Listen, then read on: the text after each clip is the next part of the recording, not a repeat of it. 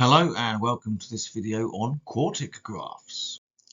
Quartic expressions, which can be factorized into four distinct linear factors, will intersect the x-axis 4 times and have 3 terms.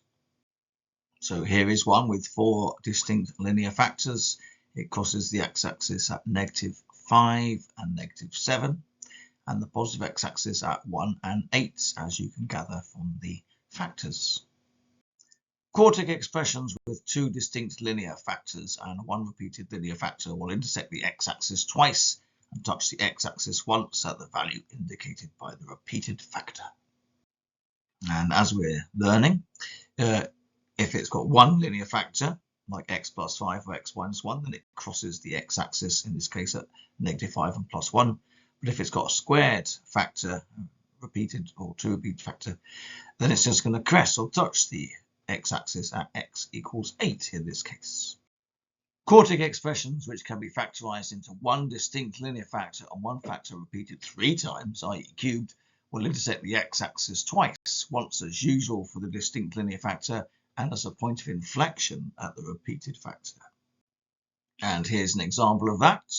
Okay, we've got 1 linear factor, which is x plus 5, so the graph crosses at -5 as usual. But we've also got x minus 4 cubed, so it still crosses the graph, but it does it as a point of inflection, i.e. it's slowing down as it gets to 4 on the x-axis and speeding up as it leaves it. So it looks like a cubic x cubed graph around that point. Quartic expressions, which can be factorized into 2 pairs of repeated factors, will touch the x-axis twice, and also if the x to the power 4 is negative, the graph will be upside down. And here is an example of that. So we have -x squared, x minus 8 squared. So the x squared, being a squared factor, tells us it's going to crest the x-axis at 0. And x minus 8 squared tells us it's going to crest the x-axis at 8. And it's got a negative, which is x to the 4, so negative quartic. So it's upside down. It starts at the bottom and finishes at the bottom.